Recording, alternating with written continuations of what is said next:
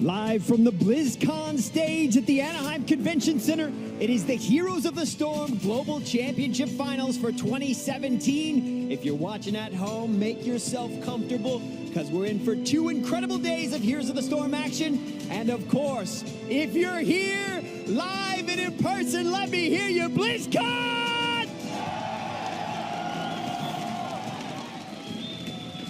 My name is Kevin Michael Johnson, and it is an honor to be with you here for the next 2 days. I will be your host, of course, and it all began last week when our top 16 teams from around the world went head-to-head at the Blizzard Arena in Burbank, California. Our top 8 emerged, and they are going to go to war over the next 2 days, and we will crown a champion. Now, let me introduce to you our top 8 teams in the HGC, and let me hear your team. Feel free to scream it out. Up first, Korea's MVP Black, North America's Team Freedom, out of the EU, Team Dignitas, EU's Team Expert, North America Tempo Storm, from Sweden, Fnatic, reigning champions of BlizzCon 2016 from Korea, Ballistics, and rounding it all out, North America's Roll20 Esports.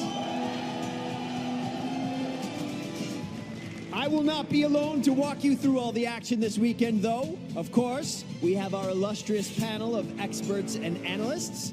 At the helm, the gentleman who is basically the kingpin of all things Velcro patches at BlizzCon. He managed to acquire all of them before the show even began. That is James Kylaris Carroll. Happy BlizzCon, my friend. Thank you very much, Kevin. Indeed, I have a whole lot more than just that base 21. Thank you as we get things kicked off here for day number 1. Victory here can only be achieved through determination, sweat, and blood. 8 teams, 8 banners represented here across 3 continents. So South Korea, we have also, of course, North America, and we have Europe. Battling it out here in the top 8 as things go on. To my left-hand side, I am joined by Skimmy. We have also Grubby down at the very end, J-How in the middle. I thought I'd skip you for a moment there as we get things going. Guys, excited for BlizzCon, excited for the top 8? Grubby? It's so nice to finally be here and to see who will take the next World Championship. We've got 8 amazing teams here, and I'm so ready for it, Kylaris. It feels weird because literally everybody's like, who do you see as the favorite? Who's going to win? And it's like nobody has a decision on this. There's some favorites coming in, but this is the most competitive Heroes of the Storm tournament we've ever had. And so the excitement between last night, opening week, and coming in today, I am really looking forward to seeing how we play out day 1 and, of course, the championship. Yeah, absolutely excited to be here. Obviously my first time. So for everyone here, it's going to be fantastic. Obviously you've got 3 North American teams for an American crowd. Win for a treat. It's going to be good. It is going to be good. As they mentioned, those 8 teams are going to be battling things out, and they're playing for a whole lot of money. But, of course, it wasn't an easy task getting here. Let's find out exactly how they did, just in case you missed the first 4 days.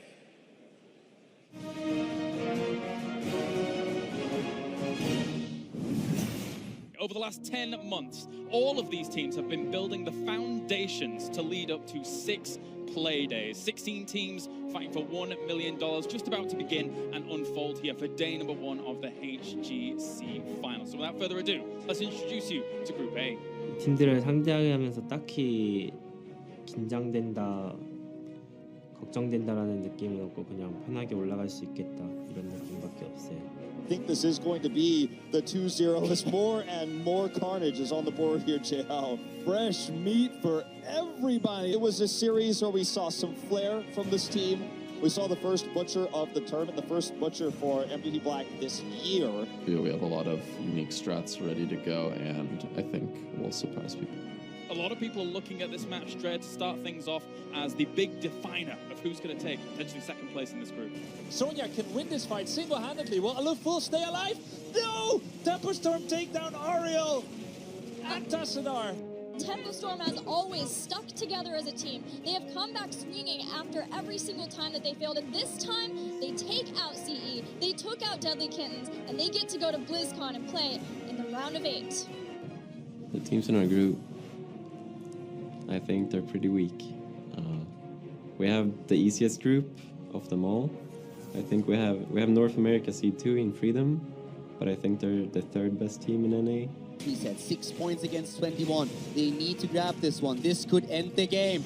If Team Freedom gets this altar, then it's all over for Fnatic in game number 2, and Genji falls. Shrimpy has fallen, kiting back here on the side. Breeze goes in, misses the storm, but Collusion is going for the channel. He's gonna get it. It looks like, yes, he does, and Team Freedom will tie up the series and go to game number 3.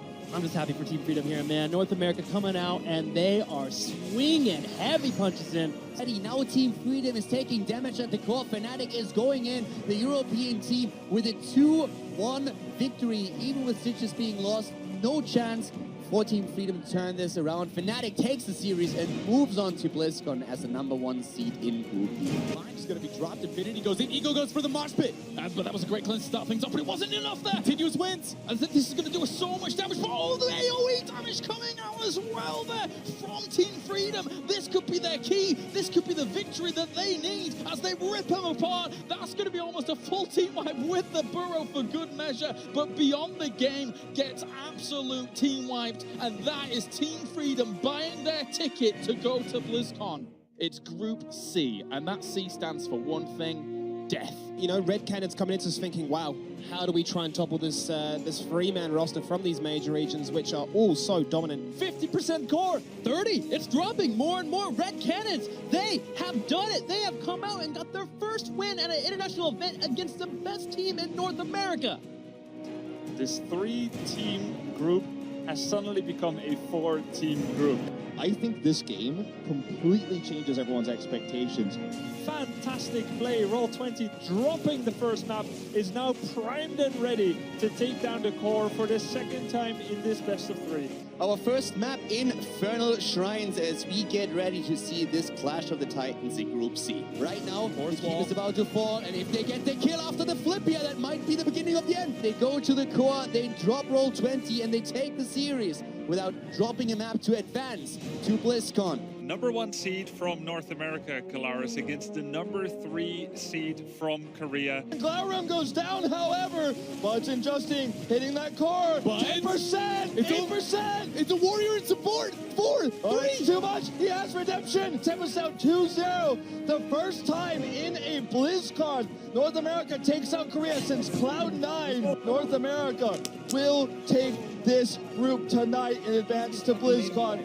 对于还有一个 ST， 因为我们经常跟他们分在一组各种比赛，但是我们因为总有一个队员签证的问题，然后只能无奈带上老板 Simba， 然后每次都输给他们，然后我只想对他们说，这次我们一定会复仇的。 And now Masaka going in, stalling out the hearse there. The core is falling, the power slide, and we've got a 3-man mosh, but the cleanse is going to be there, and that is a core falling. The revenge for SPT to start things off here in Group D is complete, and with a 2-0, my I add dread. That was a good start for them. 그리고 웬만하면은 저희 발리스틱스랑 그리고 익스퍼트는 웬만 올라갈 것 같고 이변이 있다면 SPT가 이변을 일으키는 게 아니라면 무난하게 저희랑 익스퍼트가 올라갈 것 같아요. Going to BlizzCon, Ballistics will be doing so here as they come in as they focus down the core, and we will have our second Korean team going to BlizzCon in Anaheim next week, and Ballistics, man, they are looking dominant. So in our group, the one team that I'm not so sure about it is SPT. So I think this is like the strongest SPT team that we will see this year.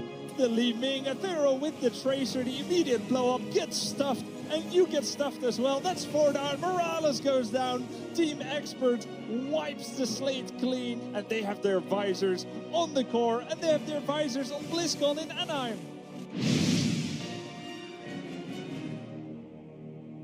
Many a game played out by our top 8 and advancing on here into BlizzCon. And it's an all-important stage for all of these guys. Overall, there were some great moments, a lot of diversity in the strategies, some really cool stuff.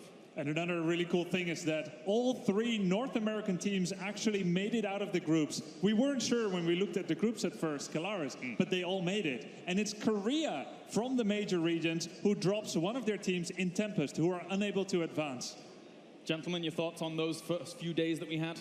I think the meta was supposed to be shaped, and I think it was completely blown up. So coming in here, it's going to be different. Too many 100% win rates when we look at Butcher, Lily, Kerrigan. I don't know if we'll see much of that, but I think definitely it was an interesting opening week. Yeah, I don't think we've seen anything too out of the ordinary so far during that opening week. A lot of this preparation would be for this main event itself. A lot of these teams discussing the fact that they have multiple different strategies in case teams bring something that they're not quite used to. Right, well, let's turn our attention, of course, to one of the big parts of what these teams are here for, the $1 million that is on the line as all of these teams are looking to vie for those top spots. $500,000 on the line for first place, a cool $100,000 each, not too bad to walk away from, and then, of course, $200,000 for second place, and it tiers down from there. This is one of the biggest prize pools we've ever had in Heroes of the Storm, if not the biggest prize pool we've had in Heroes of the Storm. So this is very, very important for these teams, Jay Howe. Just the stakes up at the top. I mean, that you said $100,000 each to take home. I mean, we've never seen that. And all the players are like, hey, we want that big money. If we're going to win, we want to win big, right? And so there's a lot of pressure when you raise that. Generally, it's like, all right, we kind of got second. It's okay. We still get good money. But this is like life-changing money. So it's a very, very different feel. Now, of course, these teams have been working for this over the entire year with the HGC League format. Every team has made it here by qualification over their 14 league matches over the year. So this is a huge combination of prize money, a huge combination of all of their efforts. Let's take a look at the bracket which will stand as we continue on from today and through tomorrow as well. Our first round is a best-of-3 format, and we will have such matches as Team Dignitas versus Expert, a big EU versus EU play there, and then we have things like Ballistics versus Roll20 down the line, Fnatic and Tempo Storm. But our first match in a few moments' time that we will turn our attention to will be that MVP Black going up against Team Freedom. Overall, guys, looking at that bracket as it plays out with the first round being best of 3 and everything thereafter being best of 5s, what do you make of the bracket, how it's shaped up, who's going to be playing who?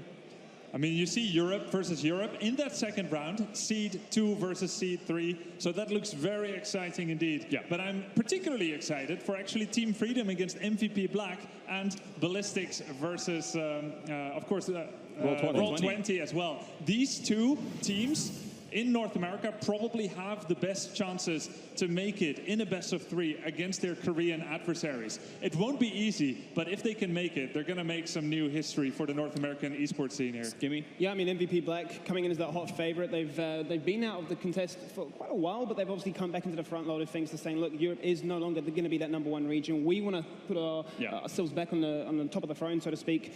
So a lot of love in their direction, but Team Freedom, they've been feeling confident going into these ones. Obviously, you can't take too much away from scrims, but it sets the platform for a good series. Schedule is ready, so let's take a look at that as well as we shift our focus for just a moment and get you up to date with exactly how things are going to get run down today. In not a dissimilar fashion to the bracket, we're going to have everything played out from the bracket down. As later on down the line, you have such fixtures, as I mentioned, as Ballistics versus Roll20 Esports. What's your favorite, Jay Howe? If you had to kind of like pick one that's the kind of the cream of the crop for you at a personal level? That's a really tough choice. Thanks for putting me on the spot here. No problem. I think I'll go back to breakfast last week. I'm sitting down. Tempo had just won with their Kerrigan drafts. And Fnatic's like, look, if you guys play us in the next stage, please play that against us. Yeah. Well, why don't you get your wish there? So I really want to see how that series shapes up. Of course, statistics are always exciting for us analysts, but Fnatic doesn't look at that Kerrigan and say, uh-oh, 2-0, Right. That's a problem. I'm personally most excited about the one that's coming up right here, MVP Black versus Team Freedom. MVP Black, phenomenal team, 14-0 in league format, 4-0 in the groups here. In fact, their most recent losses are on the 23rd of June, actually the 19th of June, the Eastern Clash, they lost 2 matches, but besides those 2, they haven't lost for pretty much half a year at this moment. Can Team Freedom do it? So far, MVP Black has sometimes struggled at the Blizzcon stage. Skinny, your thoughts on MVP Black coming up against Freedom before we launch into things? Yeah, I mean, it almost feels a little bit like a resurgence of that 2015, late 2015 into 2016, when they went on, I believe, like a 43 consecutive win streak. Like, they were the team to beat, the team to watch, and the meta to sort of adapt to, I suppose. With Noblesse coming in as that coach, once a part of L5, now Ballistics. They've got all the tools there to really set themselves up for this year being the Blizzcon Championship. Yeah, definitely. Well, of course, that will be our first fixture coming up in a second here. So, of course, it will be Team Freedom going up against MVP Black, where Team Freedom looks to find opportunity here, going up against a former world champion, where most people would feel a diverse and difficult task ahead of them.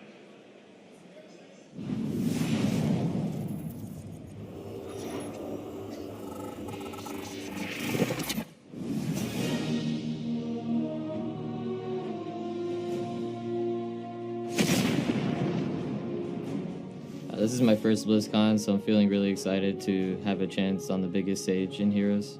Playing MVP Black in the first round, at first it looks like, you know, the worst possible draw, but actually a best of 3 versus the best team in the tournament is a lot better than a best of 5. So the BO3 format kind of give us an advantage, I feel like.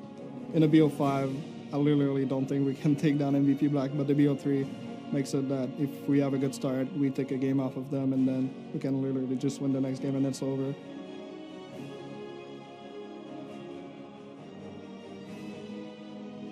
저희 첫 상대가 북미 팀이라서 그들이 홈팀이기 때문에 관중들이 아마 그들을 많이 응원할 것 같은데, 솔직히 저희는 그런 거는 크게 신경 안 쓰고 저희가 할 것만 하기 때문에 관중들은 크게 신경을 안 쓸 것 같아요.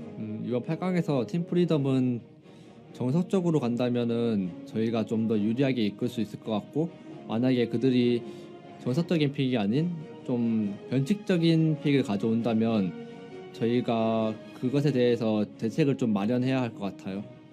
8강에서 저희가 팀 프리덤을 만나게 됐는데 다른 조에 비해서는 저희가 쉬울 것 같아요. 아무리 그래도 작년의 느낌으로 말하면 서양 쪽이라 서양 팀이랑 할 때는 좀 약간 주눅드는 없지 않아 있긴 한데, 그냥 한번 경험해 보니까 이제는 괜찮을 것 같아요.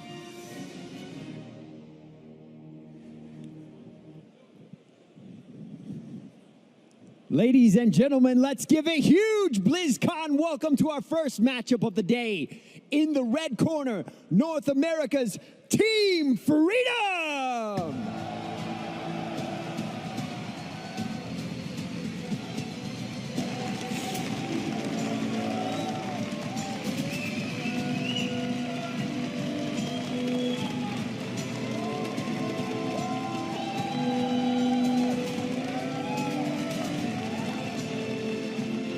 And over in the blue corner, making their return to the Blizzcon stage, none other than Korea's MVP Black.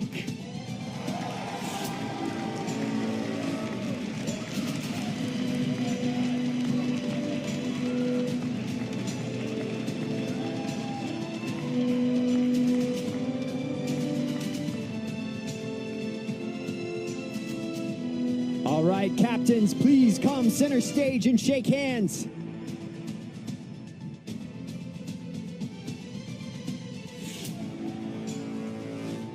Good luck, and may the best team win.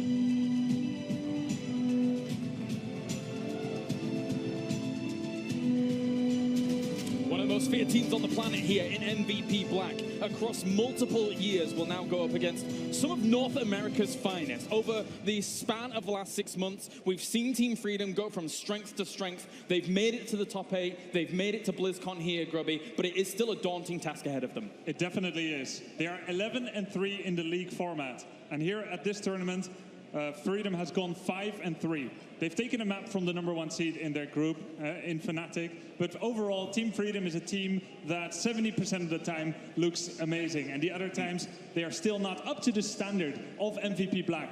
4-0 here, 14-0 in the league format. I mean, this is a huge challenge for Team Freedom. And the big thing about that is for MVP Black, going into the opening stages of this tournament, Jay Howe, it almost felt like they were playing with their food. It looked dominant.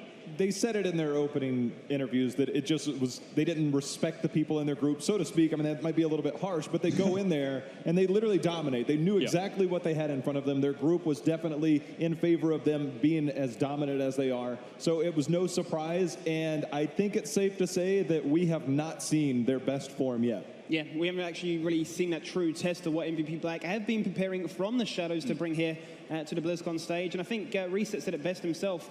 If they try and play a standard, there is no way they can beat us. And that's something that we're obviously going to be jumping into in a second. But how do Team Freedom actually approach this matchup? And the best of 3 series, probably their best chance, given that best of 5. You know, it's a long time to try and compete against the world's best. Yeah. Let's adjust our frame for a moment, of course, as the HGC universe out there across the entire year almost has been cheering for all of these teams rigorously and joining in all of the fun. Let's check in with the global cheer bar that you can contribute to at home as well. You can support your favorite teams, get yourself banners, get yourself skins, everything available to you when it comes to a map, of course. That's all very exciting. And you can cheer for MVP Black right now. You can cheer for Team Freedom right now and show your support for these guys. Because overall, they're going to need it, especially someone like Team Freedom going up against MVP Black, who are some of the best in the world. Yeah, and you know, it's really tough. MVP Black, Sake said it already. If they play us standard, they're going to have a hard time. Paraphrase. And the thing is, Black hasn't really shown anything yet. Their drafts were very standard. And I feel like on the flip side, in order to make it, Team Freedom has had to show a lot more already, Kalaris. Yeah. And we will see that in the draft as we'll break that down for you guys. But they've shown a lot more, so that can be used against them. I think the part that really hit home for me was the fact that they said they want to draft a composition which is really revolving around mobility. And what does mobility really scream at to me? You're seeking opportunity. You're trying to create opportunity out of thin air. If you try and play them in Team Fight and Macro, just a standard lane matchup, they will beat you every single day of the year. We're going to find out what battleground we're going to start this best of 3. And you heard it just before, and it will be MVP Black taking them to Tomb of the Spider Queen, Jay Howe. It's a bit surprising to me that I don't see a BOE ban, and I was talking about this the other night. I think Skimmy and I were sitting around discussing the map picks. We see BOE, Tomb of the Spider Queen, Dragonshire. Those are kind of the top 3 for MVP Black. BOE is their most dominant. Maybe they're wanting to hide something. Tomb of the Spider Queen, I want to put this into perspective because at Eastern Clash, they picked this a lot. And it was the first time they struggled. Grubby actually alluded to that, them dropping a few games. Tomb of the Spider Queen was one where they had trouble on. All right, we're almost ready for the draft as well here between these two teams. As they get geared up, they have to be nervous given the situation here in this round of 8 to start things, Grubby, because all of it begins here. It's a single elimination. Best of 3. Things could be potentially volatile. Yes, it's a cutthroat format. Just 2 to 3 games to prove your mettle. But Team Freedom said that they are happy with that format. It gives them a better chance to try and oust such a titanic juggernaut like MVP Black. We're going to be going to Tomb of the Spider Queen. It's the most played battleground of the tournament so far from the Blizzcon opening week. And it's a battleground that MVP Black has picked now. They haven't picked it yet in the group stage because they really haven't played that many games. All right, time to get into this. The first best of 3 here at BlizzCon in the round of 8. MVP Black goes up against Team Freedom as we begin the draft. I will say this, is that if you're afraid of a team cheesing you, it's actually very difficult to get away with different types of cheese, because the bigger battlegrounds, you have different things of doing that, as we see a Morales ban coming out. But I think that might be the safe option in terms of battleground choice. MVP Black obviously feels confident on this. They're going to minimize the risk by going in here with the Tassadar pick, or Tassadar ban. Interesting thing, in their first series of the tournament, MVP Black first drafted Morales twice in a row, and now we see that ban. Is this an echo of what MVP Black would want to do, or did Team Freedom get baited to remove a pick that really doesn't matter to Black? I mean, it's safe, this is standard. If you do bait out that Morales, you're typically speaking going to go for the Oriole. Great on this map for the rotations. We've seen Dansky quite comfortable on that Valis, a definite pairing that you can go for when you go for the Oriole. You've still got the likes of, you know, even Lunara for that poison damage. But given how MVP Black have opened this one, they're not going to reveal too much. They've got that reliable stun engage, and they've got that wave cliff through Rhaegar. The big thing about this is they like to run double support. Nasmus is their Ariel player most of the time. They also like to run Lucio with this composition. And when we first saw Lucio at the Western Clash, the first tournament we ever got to saw Lucio, this was the battleground all the professional teams are playing. You got a lot of wall ride opportunities, a lot of ways to take advantage of both those, especially Ariel. I just wonder if they're willing to commit to it this early. ETC comes out, matching Warrior for Warrior. Murden and Greymane as well. No Lucio yet. Team Freedom in their 8 opening games have played Lucio in 6 out of those 8. Was this something to focus on for other teams, or do they really lean heavily on it? They've done their homework. MVP Black respecting what Collusion did during that opening week. He single-handedly, for the most part, in my opinion, was doing a lot of the work which allowed them to almost take games off, or take series off Fnatic. Agree. The one thing that Lucio tends to do, it's kind of a counter towards a Malthael. Tormented Souls goes in, you drop the beat, really makes things happen. And we've seen a lot of Malthael play in the second phase. Rich started to peel off of that a little bit towards the end, but it's still a go-to hero for him. One that he can dominate team fights on. It's something that on Tomb of the Spider Queen he absolutely loves to play historically. So we'll see if we see that route now for MVP Black. I actually really like this Cassia ban as well. We've seen a fair bit of Cassia this opening week as well. The charge strikes, the talent at level 1, obviously. A lot of AoE spread damage, not to mention you are then going to nullify a lot of that auto attack spread itself. So they are suggesting that Team Freedom really want to clump up. They want to stick around Oriel's heal and be that battering ram to try and get through MVP Black's squad.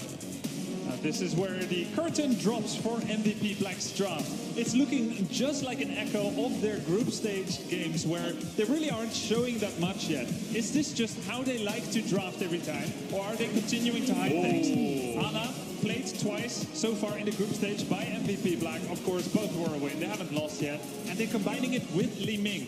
The best thing about this, so Sake is generally the Rhaegar player, Kyocha plays Ana. They've been going into a lot of the double support. You get good wave clear with Rhaegar, you can play it safe. And the whole thing about this, going into the double support with Li Ming, they now are able to flex Rich's hero. It could be melee. We anticipate it to be melee. But now they put the onus of the draft on Freedom, because if they don't have something to deal with the potential Malthael, you'll see something else. And Rich's hero is always the single biggest threat in a team fight. This guy is a living legend in our game who came back from retirement to come out. He's like, I'm playing again and I'm dominating. Yeah, he's one of the best players in the world. And Team Freedom now has a big problem. They have to either deal with Sonya or Malthael, both of whom are absolutely terrifying with that nano boost of Ana. Team Freedom, I feel like, has been driven into a corner in this draft. Yeah, I was going to say, the Ana and Li Ming, for me, both really reliable counters towards that ETC. We saw Kyocha last week when he was going up against the Muradin. Wasn't even scared of the Muradin. I don't have any mobility on Ana, not a problem in the world. But Team Freedom now are going to look in that Malthael and the Ufa, so they are going to try and respond in systematic fashion. That's one way to make sure Rich can't pick Malthael. So we might see the Sonya, but I wouldn't be surprised if we might see another ranged here potentially coming out. Maybe Rich flexes over to that. I think the Sonya, of course, is a very safe, logical approach. Sure, she's probably the most obvious. What else could be coming out here? Maybe Dahaka potentially. I think the reason I like Ufa so much is probably just the fact that they realize that, okay, there's a lot of interrupt potential by MVP Black. We have to commit to this team fight. We need that Divine Shield. We need that cleanse. We need some way to find value with this ETC or the Malthael, because they're going to be running in, popping those ultimates. They need to find some value. One thing that'll be particularly interesting is when Malthael uses Tormented Souls, getting that Divine Shield, because Ana has something, oh, by the way, that says you can't heal when she drops that grenade on you. So you got to make sure you get in there, you're able to get the D Shield. I think that's why they picked up the Uther, to make sure and get value out of that Malthael when he does go in, to make sure you don't have to deal with that anti-heal from Ana. Now, again, the particularly interesting thing here, what will Rich be on? It's a big question. We're going to see it in just a few seconds. Team Freedom has a lot of all-in potential with Malthael and Greymane and the Divine Shield, and Black will answer with Ragnaros. That's a good start for me to this tournament, I'll tell you that. Ragnaros coming in at the very end. Not the most common of picks nowadays in the meta. The Chinese region feels like Ragnaros is first pick material on Tomb of the Spider Queen. Now coming in last spot. We didn't expect it. We think of something like Sonya or Dahaka. Rich hasn't really shown Ragnaros that much yet, but he does a great job at defending early objective pushes from the opponent, and that makes him a fantastic choice to supplement Ana, who has a little bit less wave clear. The biggest thing about this is that at mid-season Brawl, I think early on, we saw Ragnaros' winner is like 2-7. Everybody's like, all right, we're done playing this hero. We're tired of losing. He lacks mobility. You get a little bit of movement speed off of his E, but that's about it. I'd love to see Team Freedom, if they're going to try and take control of this game, we might see a 3-2 split with the Rhaegar, but if they're going to take control, they're going to have to focus on Ragnaros here to try and get these early picks to get control of the battleground. I think the thing for me, Jay, when I'm staring at that Team Freedom squad, is there's a lot of early game emphasis, right? They are looking for kills, they are looking for aggression, they're looking for the wave clear. They want to be the ones playing proactive and forcing MVP to be reactive, which is a situation they're not too familiar with, right? So if Team Freedom can get that initial few first hand-ins, can reach level 10 first, maybe get a pick or two there, it sets themselves up quite nice, and that could potentially get into the heads of MVP. It will slow the game down as well, potentially. Team Freedom, MVP Black, I think, feels that if the game goes longer, they force out more mistakes from their opponents, which they believe they're probably mechanically superior to. I agree. I actually want to go back to Skimmy's point. I think it's a really good point in the sense that we have a lot of guys that are new to this stage. They are going to be feeling the nerves, and sometimes the best way, it's you try and get that first kill out of the way, calm the nerves down. I just hope they're not tentative. I think that's going to be a very good approach. If they're aggressive, I want to see that happen. Well, of course, make sure to continue voting, as you could see it ticking away there while the draft was going on. Are you for MVP Black, or are you for Team Freedom here in this best of 3? We're ready to go over to our commentary team as we bring you the first series here of the round of 8 for the HGC 2017 finals. The entire year has been building to this moment. BlizzCon 2017. Caldor, what was your favorite moment so far? Favorite moment was definitely how we saw the group stages shape up and how we now have the bracket. Every player was so invested into seeing which team they have to face and preparing for them right now. So all of that accumulating now in the first day where we have the round of 8 is going to be awesome. Well, we're ready to go here. Let's go ahead and go into game number 1. Tuma Spider Queen as Team Freedom is against the wall trying to take on MVP Black. Now, Caldor, we've been waiting months, almost a year for this entire moment. Team Freedom North America making a top 8, surprising many here, and they have a hard matchup for day number 1. Yeah, and you have no idea how terrified I am that Rich actually picks Lava Wave on Ragnaros. If he does, I will pinch his beautiful cheeks. Let's go ahead and move into it. Ladies and gentlemen, to the left side of the map, we have Kyoja on Ana, Reset on Liming, Rich on Ragnaros, Saka on Rega, Tist on Meridian. Ladies and gentlemen, give it up for MVP Black!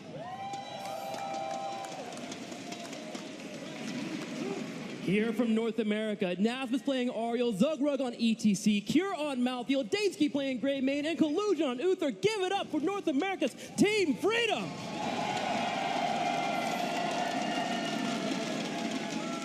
And just like that, the tournament is underway, Caldor. The one thing that really stood out to me in the interview that we had from MVP Black is that from the get-go, they knew, of course, that the crowd would be hyped for the North American teams, and they have to go through this now. Of course, the spray spam is already on, and we have 2 amazing drafts for the 2 teams for our first map here. That we do. Team Freedom going to late game strength here with Maltfield and Greymane. Decent early game 2 with some kill potential because of that Greymane. Zugrug moves in for a palace ride, already on top of Tist. Gonna miss out on the kill, but you see that Team Freedom is ready to fight. Yeah, and actually coming back on that point, I talked to them a lot over the last few days, and they said straight up, yes, we might throw a cheese MVP Black's way at some point, but we feel we can straight up fight them. We want to play this straight up. We want to make sure that we go into the team fights. It's our biggest strength, and we want to make sure that we excel there. It's not going to be easy, but we feel we can do it. That goes all the way back to day number 1 when we talked to them. They said they want to adapt. They want to adapt the most here in the tournament. But MVP Black is already moving in. Zugrug getting low. Should be able to escape. A heal comes out, but MVP Black bringing all 5 to the middle lane here to get a kill. Yeah, and at that point, of course, we have, especially with Liming, so much burst damage here as well. Later on in the game with a nano boost of Anna, it's going to be pretty difficult for Freedom to survive. Zugrug in that moment on ETC, barely getting away here too. Yeah, Ana always following up that grenade, trying to deny that healing from Ariel. Getting that 100% delation on the grenade coming in. Trying to get those combos to pop out, but so far not working out there. As Zugrug comes back nice and healthy, continuing to trade on the wave clear. Rhaegar in the top lane, though, is being a nuisance. Team Freedom will have to pay attention to that as he continues to push forward. Now, MVP Black, of course, with the composition they play here, they need to be a bit careful in the early stages of the game. If you play with Ana, piercing darts is one of your most important talents. You really want to complete the quest so that you can stay a little bit farther back, and that's one of the things that Freedom might look to exploit in the earlier stages. Going in with Greymane and Malthia. For now, on the other hand, it's MVP Black. They're going in for Nasmat, and they get the kill! First blood coming in for MVP Black, and going back to your point with that Ana, Kyoja is going to be very important on that Ana, using the healing dart to drop in and, of course, scout out those bushes. But look at this. He always lands a sleeping dart from across the world, it feels like. Team Freedom will have to watch every single step, especially with that level 1 finishes up. Yeah, it's not going to be easy for them. Black said straight up that they are in a spot where they feel they can take any team. They are absolutely not afraid. In the past, especially talking about last BlizzCon, for example, they felt they underperformed. They said, yes, the teams we faced played well, but we thought we underperformed a lot. At the mid-season brawl then, it was more so the other teams outperforming them a bit. But ever since then, Black has just really stepped it up. They are playing so well right now in the entire Phase 2, during the group stage as well, and they are here to make it all the way to the finals. What makes it scary is they mentioned they're confident, but they've also done the research. That's what we've missed in the last couple of tournaments. Oh, yeah. MVP Black coming in and not respecting their opponents. Now, they are ready and they are studying every single team they may face. Especially with what happened in the group stage. We had so many different strategies coming out, especially of the North American teams. So now everybody has to prepare. And the format, of course, caters to it as well. Once again, both teams trying to turn in the gems, 30 on each side thus far, as we are seeing both of them shocking around the turning point. Now we are a level and a half away for MVP Black to hit that level 7 and get that heavy impact, which is very important on Murd, and continue to jump in, follow up with a Stormbolt. Now this will take some damage, but able to kite backwards. Team Freedom does seem a little shaken, though. They're very close together. The Uther and the Auriel always being near each other, making it very easy for Tis to come in and land that Stormbolt. Now, Black has, of course, a very, very dangerous draft here. You talked about Murden and just what he adds. It's also the aggression that we now have with Reformed Murden, jumping into that backline. But when we look at the setup of Team Freedom, after level 10, they have that Divine Shield for the potential Mosh Pit, for Greyman when he goes in, or for Malthier. So there's so much potential synergy, and Freedom is trying to get to that stage. And so far, it's a very respectful game from both teams, only one kill. Well, Team Freedom even closer to the first turn in the game here. 48 out of 50 needs 2 more gems to be dropped off, but MVP Black looks to go ahead and get their own turn and reset, drops off the gems, and the first Web Weaver of the game will be going to MVP Black. MVP Black now with the first objective here, and in the meantime, we still see Kyoja working on the Piercing Darts quest. He's currently on 5 stacks. Tis on Muradin with 12 on his own, so they are trying to complete them as fast as they possibly can here, as we now have finally level 7 kicking in. That is exactly the power spike on Muradin that you've been talking about. Exactly. You jump in, heavy impact, Stormbolt, you have the entire combo coming from Ling Ying, and then also, Sophira's Hungers is done already for Ragnaros, which means there is a slew of damage that can come out and milk any member on Team Freedom. They will have to be careful now that level 7 has hit. Looking at the results so far of the Web Weaver push, a little bit of damage here in the middle lane, bottom lane getting pushed pretty aggressively.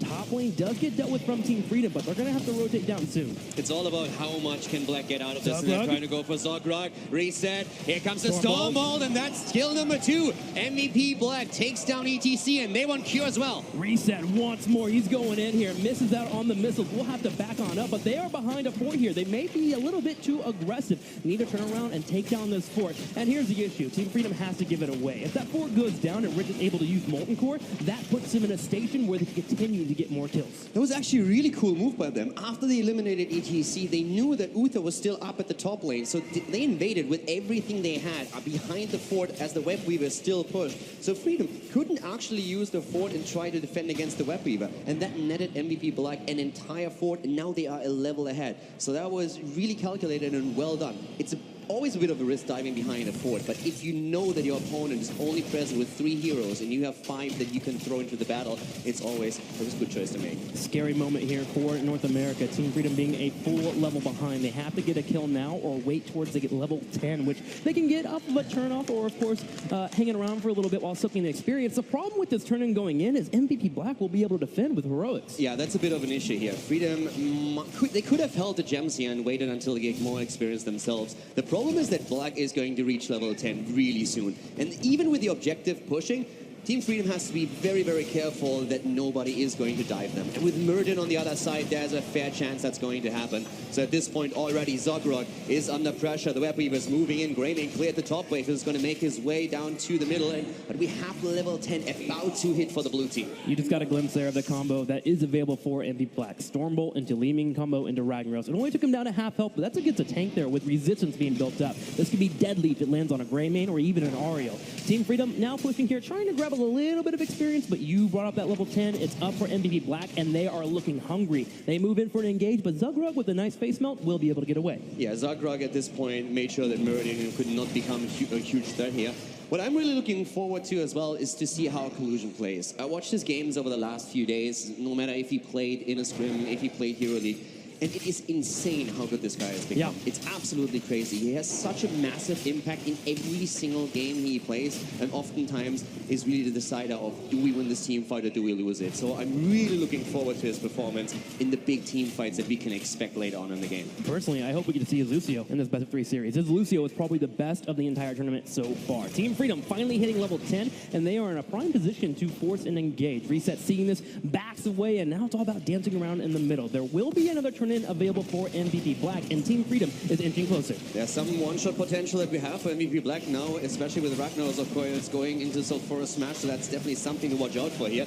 But let's keep in mind that Team Freedom, they still have the Divine Shield. Kira is in a bit of trouble. Reset wants to go in. Here comes the Sleeping Dart. They're trying to go for Zogrog, but ETC moves back out. Very unfortunate trade there for Team Freedom. MVP Black takes a nice little lead in that team fight, winning the Poke Wars, which will allow for them to move down. They're trying to force this turn in or force a team fight. Team Freedom, luckily though, with Uther on the side, is able to heal. And Freedom hasn't really spent any resources in that fight. We saw Nana Boost come online, but Freedom hasn't used any cooldowns. They're still trying to get that turn in here, and they have a chance of making that happen with an aggressive position. They can still rely on a Divine Shield mosh pit. They can still rely on Malthael going in deep and Uther helping him out here. So they are going to wait for an opportunity to kill one of MVP Black and then maybe carry that momentum to an objective and to a leading experience. On the other side, you're keeping your eyes on Tiff right there on that Murd, and he'll be the one to decide when they're going in and forcing the fight against Team Freedom. For now, he dances around and plays around his Stormbolt cooldown. Watching the bushes on the right side, but Zogrog is wanting to fight. You can really sniff it out here. He jumps in for it, goes in for the power slide, and Kier will get some harassment in. And Zogrog is always careful. He knows that Tist is waiting for an opportunity to isolate him and to take him down. And he is actually in a bit of an exposed position there. If Sulfura Smash comes down and Li Ming lands a combo, then ETC can be blown up quite quickly. That is, of course, where once again Collusion on Uther comes into play. He needs to be ready if that happens, and he needs to use that Divine Shield, which would give also ETC an opportunity for the mosh pit. We have also Aegis, of course, which is even preferred over the Divine Shield, since with the Divine Shield you can go deep and can open up opportunities to win the team fight yourself. But at this point, both of the teams, I mean, they are really playing cautious here. That they are. The power slide has been used from Zogrug that will force Team Freedom to pull away. MVP Black going for the turn on his side, and Rich will be able to drop off his gems. A total of 2 turn-ins here for MVP Black, and they're moving in for Forts next.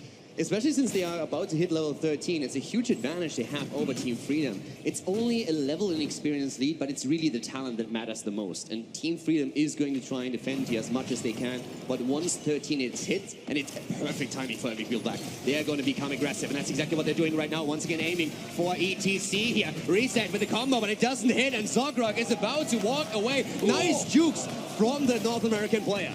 Almost in trouble there. Nasus bringing out the heal as well, but Team Freedom is able to sneak away. But it looks like Uther might not be as lucky as the Sulfura Smash takes him out. Here, trying to retreat here. He turns around with the Tormented Souls, looking for a fight. He's going in. Here comes ETC with a mosh pit. It only hits one. They're trying to go for Ragnaros, but they don't get him. Here comes the Stasis as once again ETC's in trouble, and this time he goes down. MVP Black with the talent lead. Kills 1, kills 2, goes for Oriel, and they drop the 3rd one. MVP Black with a total of 5 kills so far in this match turns around and looks at the 4, and they will easily take it away here in the middle lane. Team Freedom starting to fall further and further behind, losing out a few gems also in that team fight. Not having Uther available in that fight with Divine Shield was a huge problem, but it comes back to that one-shot potential that MVP Black now has. Uther had no chance. This stun lock just completely obliterated him, and he had no opportunity to Divine Shield himself. And when Malthael then tried to go into battle, he just had no one to really back him up there. And that was a massive problem for Team Freedom, as they are now attempting to get level 13 so they have a fighting chance in those team fights. And it doesn't stop. MVP Black has another turn-in available. They're about 10 gems off, but they're able to get that pretty darn easily, especially in the lanes pushing back towards them. Team Freedom is getting to a point here where they have to win a team fight soon, or they're going to be too far behind. Now here's a good point though. Freedom was able to turn in a lot of the gems before the fight happened, so they haven't really lost too much. They are still in a position where they can get the second objective for themselves, and MVP Black is an entire level off before they hit level 16 talents. So even though there's a 2-level discrepancy between the two teams, Freedom has an opportunity to fight here now. And especially with Black also running a double support setup, Malthael's level 7, the touch of death can really make a difference here if Freedom gets the engage they are looking for. Well, in about 3 seconds, they can go for that engage. They'll be missing out on the mosh pit, but having Tormented Soul, the Divine Shield, can be enough. They turn around for the fight as Tis jumps in. We're going to have the Aegis being used right away on Kier. Here is the Tormented Soul as he dives towards the back line. Ragnaros on the other side, going for the Molten Core. Rich trying to cut off the path of retreat, but Tis is in a little bit of trouble. Here comes the Sulphurous Smash. Everybody on the side of Team Freedom is already low, as we see once again HGC going down just seconds before he has much available. And more members are low for Team Freedom. Divine Shield will be used. Reset is kiting backwards. Rich here to carry him in his arms. Turns around with the big Sulphurous Smash.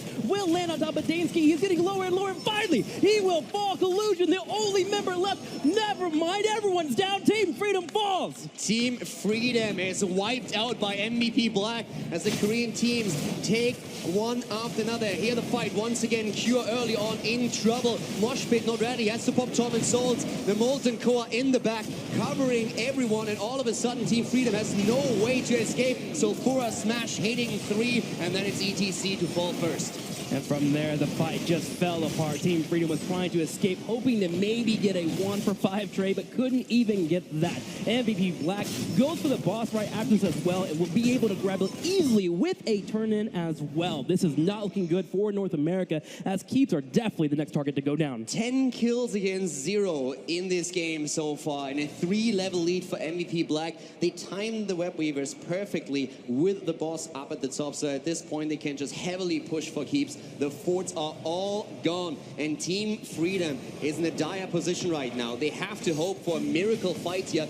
A great mosh pit might be the answer. Malthael maybe getting a few kills here, but it is going to be rough either way. That is correct here. I'm watching Zugrug and I'm watching Kier. Those will be the two here that help that miracle engage that you were talking about. MVP Black now 4 levels ahead of their opponent, about to be 3 as Team Freedom's getting closer, are having to deal with this push that is coming their way. The Keep well falls, there's going to be a boss about half health moving in, but look behind it. A Web Weaver still coming. Web Weavers coming in here. Mirror Ball on 16 for Li Ming. At the same time, of course, the 13 talent on Anna. Smelling Salt, incredibly powerful here as well against the setup that Team Freedom is running. They're going to lose that Keep for sure. The only question is, are they going to lose the game here? Freedom moving back as Tist on Mirrodin is jumping in once again, looking for target. Looks like for now they have defended, but they still have to watch out. Molten Core has been popped. We're going to have Rich sieging from afar. Dansky is low on health. He's getting dangerously low. May fall victim here. We're going to have Tis jumping in on top of Kier. Yes, the Divine Shield though. Once again, Kier's going in and he's trying to get some kills here. They are moving in and attempting to drop one, but Greyman is the first to fall here. Once again, Zogrug trying to protect his team, but Tis is jumping in deep once more. He's looking for Zugrug. Zugrug is able to kite back to the Keep, but look at the Web Weaver and Minions is the way to take the damage from the Keep. Rich is chasing them into their base. He does not care. He's looking for Naza's next. There it is. Black does not respect that base whatsoever. They're invading every single Keep here. They want it all. They have a 4-level lead right now. 4 heroes are already down for Team Freedom as MVP Black moves towards their core and mercilessly slaughters Uther as well. The entire team wiped once more. 15 kills to 0. 15 to 0, and the core is falling. 20% down to 10. No one up here for defense. Team Freedom will fall to MVP Black as they go up in the series 1-0. An absolute brutal game here. MVP Black with a 5-level lead, taking down Team Freedom. And the game plan for Team Freedom just not working out here. MVP Black using every little opportunity they had to get a kill and then carried the momentum to the next team fight, to the next objective, and just never let up, never gave Team Freedom a fighting chance. Team Freedom was hoping to match mechanics against MVP Black, but as we talked to our North American fans here, they were clamoring for some cheese. Maybe that is the time for it to come out. Let's go over to our analyst desk and see what they thought about game number 1. A brutal assault there from MVP Black in their first game on the stage, because they are here and they mean business. Very, very powerful start by MVP Black. Skimmy, there was very few mistakes there by the South Korean team. Yeah, I mean, for me personally, it just kind of felt like MVP Black. Another day at the office. We're here to play Heroes of the Storm. We're here to show you how it is done. And Team Freedom, you discussed the cheese, you discussed the different strats. What do they have? That sign wasn't far off the mark for that first game. I feel like I know that guy. Yeah? Anyway, that was really scary by Black. I'm still shaking. 5-level lead, not how you want to debut your first Blizzcon match ever. A 5-level deficit, that is, for Team Freedom. And the combined power of Ragnaros with his Molten Core and with his defensive position, with a very safe play from Rich, and then Ana's Sleep Darts. Ana's Sleep Darts are never easier to hit than when something is coming right at you. A warrior like ETC, I mean, Black was able to save so much time, buy so much time, get those turn-ins, and then play for the late game. And that nano-boosted Li Ming does so much. Right. The biggest thing about that, and it was what Skimmer was talking about, is trying to be aggressive early. And when we saw the draft, we see the Rhaegar there. A lot of times, Ragnaros is the solo laner, right? Well, we see the kind of shift there. Rhaegar helped it. You got the support there. You've got the wave clear. And so then it kind of drew Team Freedom down to a different game. And I think they really needed to disrupt the rotation between top mid and try and get some early picks. They had the ETC into the stun, the multiple stuns between Uther, Ariel potentially there. I just feel like they didn't understand the early game they had to win, especially pre-level 7. Well, as quick as game 1 wrapped up, we'll be moving on to game 2 here in a second. But before we do that, of course, a word from our sponsors. The 2017 Heroes Global Championship Finals are brought to you in part by Republic of Gamers, Intel, T-Mobile, and NVIDIA. Game number 2 about to begin here in a second between MVP Black, currently leading 1-0 against Team Freedom. And I think, our commentators stated it very well there, that if there was any time to really start saying, maybe we should pick a map and maybe we should figure out some of our pocket strategies, it's absolutely now for Team Freedom. I mean, what screams to mind for me would be Tales of Doom. Tales of Doom is a map that they find a lot of success on. You've got the idea of a Lucio, the Abathur. Abathur, typically speaking, is banned away by MVP Black. They don't want to deal with that global pressure, but this is a hero that does allow you to, in some degree, win that solo matchup. We talk about Cure and Rich, their interaction together. If you've got that Abathur hat there, suddenly that's a matchup where you say, look, Rich, you're not going to have all the time in the world to exert that 1v1 flair that you are so famous for, I suppose. And a name that always comes up, of course, is someone like Rich, who we can take a look at in a bit more closer detail, kind of under the microscope, as it were. And let's be honest, a lot of people tout him as the best player in the world, one of the best players in the world. He came back to MVP Black, and so far they've been on an absolute tear with Rich on their side. Yeah, some people might say he was the best player in the world even when he was retired. Nothing was more exciting for me than when we had a chance to talk to him at Eastern Clash number 2. And I asked him, I said, when was the time that you decided I'm coming back? He said, it was around April, but when I saw my team lose to L5, now Ballistics, he's like, that's when I knew. Like, I had to come back, and he has come back in dominant fashion. Yeah, he definitely has. On the Ragnaros in that previous game, not exactly the most common hero nowadays, but an extremely strong performance, Grubby, that, again, we mentioned, they just have to be bulletproof, it feels like, against some of these teams like Team Freedom. Yeah, and this is what MVP Black essentially was. A big reason that Ragnaros performed poorly in the last half year or so is because they get greedy. They're winning their lane, they're pushing out deep, trying to get some little value, and they would get ganked, and they would get taken down by aggressive rotations. Now what I think we are seeing is the evolution of the old 4-1 split. 4 heroes mid-top, 1 bottom. That's not true anymore. MVP Black here, putting 2 members in the bottom lane, really are taking care of that fragility of that deep pushing Ragnaros, and they're really helping into win rate.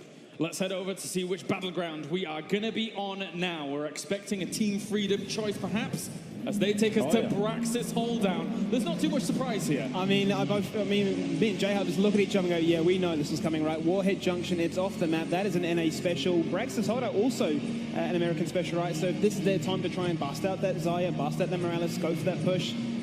I was looking at you guys too, but you didn't see me. Left out. we'll look back at you now. No, but if you actually go back, historically, Korea and teams, they generally ban this out. They're like, we want nothing to do with it. It is particularly interesting because you generally do see a 1-4 split, a little bit more traditional. You might see some tricks here. We'll see if that skirmish does go in favor of Team Freedom. Let's get into it then. The draft begins for game number 2 here. Currently, MVP Black leads 1-0. Team Freedom has to win this to keep their hopes alive at Blizzcon. Braxis Holdout, the least played map alongside Warhead Junction. Is there a blessing in the result here coming up for Team Freedom?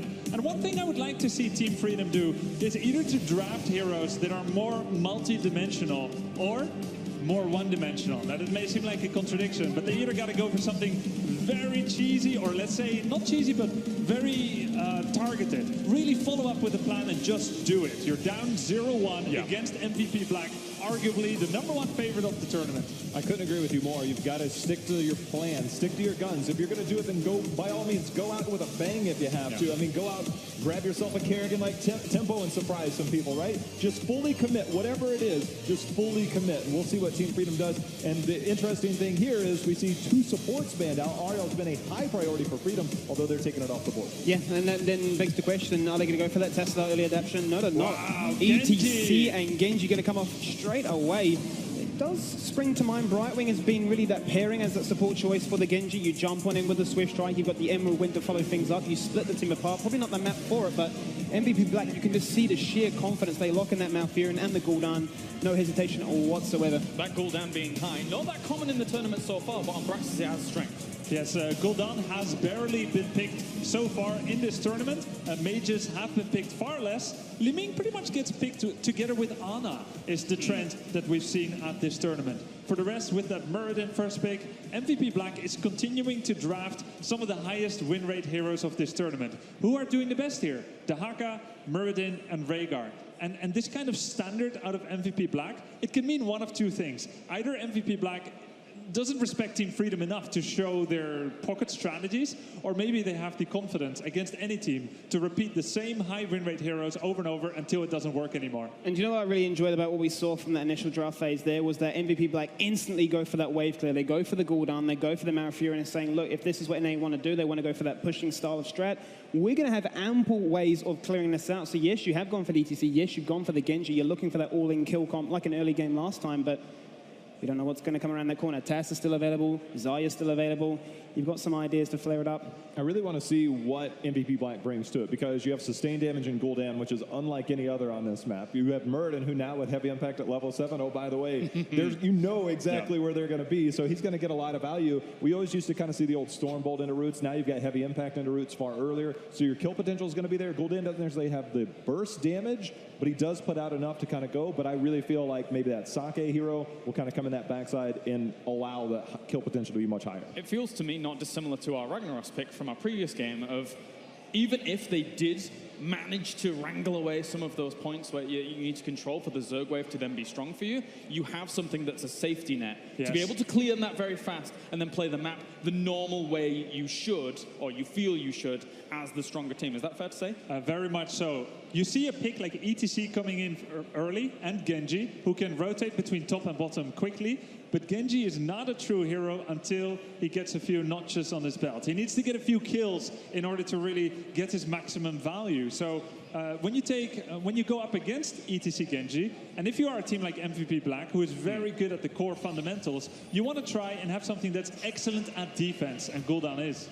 I just heard the Braxis holdout ping there, as we'll be getting back into this draft in just a few moments' time as we get things going. Something that you mentioned was the Brightwing that could potentially come with the Genji, but is Lucio still a potential here? Do we see, because collusion for me, as you guys pointed out, in the bracket stage, in the group stage even I should say, that looked like a linchpin for Team Freedom. The argument I'd make for the Lucio would be the fact that there's a lot of self-sustain so far from those 3 initial picks. You've got Muradin with the 3rd wind, if he goes for that talent route, 2nd wind otherwise. You've got the Malfurion with the sustain, with the regrowth, the Twilight Dream to interrupt things. You've got the Innovate as well. Same can then apply to Gul'dan. He's going to be looking for that pocket heals, drain heal on demand if need be. Well, back into the draft, we can see how they're going to go for. But the one thing I want to really highlight is that Team Freedom, knowing that they're going to go up against this Gul'dan, knowing they're going to go up against a lot of CC, ETC is very susceptible to CC. If he overcommits, if he thinks he's the one making the play, he could get severely punished. And let's talk about something else. If Brightwing comes out, it's what we call the Brightwing bomb, right? Yep. Teleport to Genji as he dives in to do an Emerald Wind that displaces the entire team of MVP Black.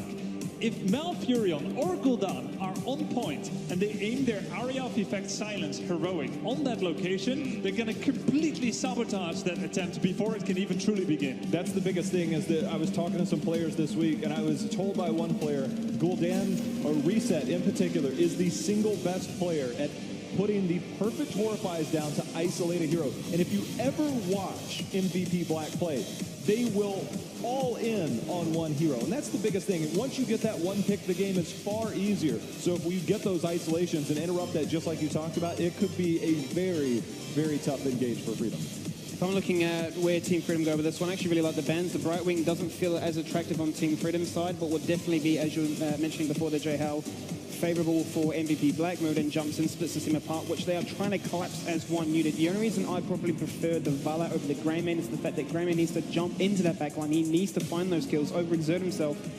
So much CC to meet him at the door. He's not going to have a good time. Yeah, it's dangerous. So maybe you want to deal damage from further away. Yeah. One option could be Chromie. This could be a direction Team Freedom could go to. Yeah. Another thing that could still happen is where Team Freedom says, we're not about the early game ganks or the team fight. We're going to use Genji's level 7 talent, perfect defense, to somehow rush the boss in 15 or 10 seconds. This could be part of their strategy maybe that they're willing to show here. Akra and Rhaegar come in. And to Grubby's point, of course, Jay Howe, Team Freedom has been known to have a phenomenal Chromie player on their side if they want to go down that path. Wow, Zeratul! Oh. Okay, solo support Malfurion, pretty rare. And Zeratul, what do you think?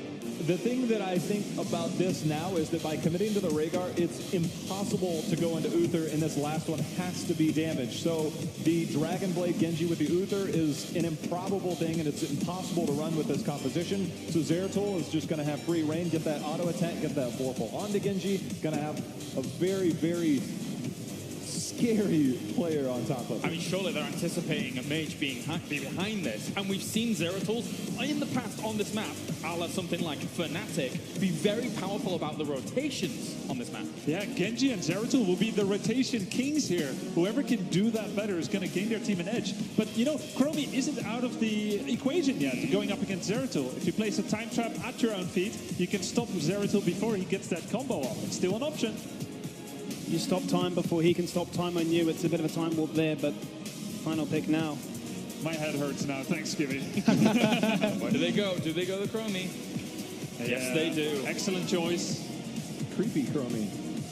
Apparently she'll be rewinding time in World of Warcraft soon, and we'll all get to play Classic again. Yes. Very excited for that one. But overall, what a choice here for them to go to. We spoke the fact that they do have strength in it in their previous games in the North America HGC, but going up against MVP Black, I think they predicted what was going to be that last pick. The hardest part here, in the way this is going to play out, Dahaka does not win the lane against Malthael. And if Zeratul roams up, all of a sudden, Dahaka will die. So he's going to have to be very careful on when he chooses to try to contest the beacon, which puts the pressure on your 4-man. And using a Genji Chromie that doesn't have very good wave clear, Chromie has to now prioritize her W onto the waves, which is very difficult because you're trying to also contest the beacon. I'm afraid in that circumstance that when you have Gul'dan, that sustained style damage, they're going to lose that in the long run. I'm really curious to see how strong that 4-man's going to be in the bot lane. I think the team that wins this is the one that manages the rotations the best. Yeah. There's a lot that can jump up and down. And plus, MVP Black is not incentivized to meet Chromie in the lane because her wave pressure is mediocre. Gul'dan a lot better. So I think we're going to see potentially a lot of rotations by either team to try and get the better end of those, of surprising your opponent in that sense. I think the point for me would be we've seen Rich in that solo lane like to exert himself as the best. And if you are going to be trying to really patch that 4-man, as you discussed, Gul'dan going to be smashing that lane out quite easily. Obviously got Malfurion as well, but if you're not winning that bottom lane, you might see a bit of desperation come out of Dahaka to try and brush Stalker in, try and force a gank, try and get a kill target.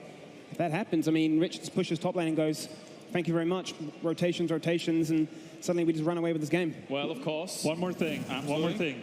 No cleanse on the side of MVP Black. Temporal loop on Chromie could set things up for an absolute easy kill.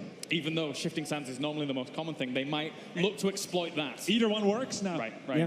All right, well, thank you very much, gentlemen. As you guys have been voting, continue to vote who you think is going to be winning in chat with either MVP Black or Team Freedom. At the moment, MVP Black is 1-0 up against the North American team here, moving into game number 2. Let's head over to the commentary team to find out how it all goes down. The last time we saw a Korean team go to what many would consider a North American map, we saw Roll20 win over Tempest. Do you think MVP Black is in a spot where they could lose against Team Freedom today? I know that Team Freedom wanted to play this map. That was one of the concerns that they had. What is going to be banned by MVP? So they practiced the typical North American maps. They practiced Warhead, they practiced Braxis. But they were actually hoping that Black would ban out Warhead and that they get a chance to play on Braxis if at any point they lose. So they are confident here. But then again, the last game was a bit rough.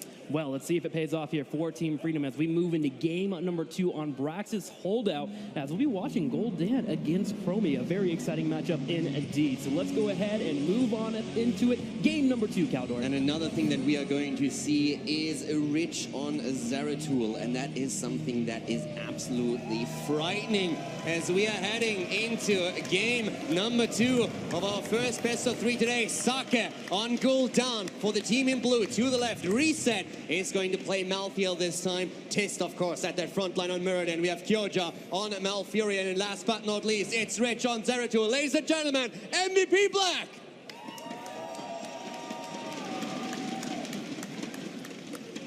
On the right side, in the red, leading the pack here, it'll be Collusion on Rhaegar. Zugrug playing the ETC. Cure playing Dehaka. Gonna follow up with Dansky playing the Genji. And last but not least, Nasmus playing Chromie. It's Team Freedom!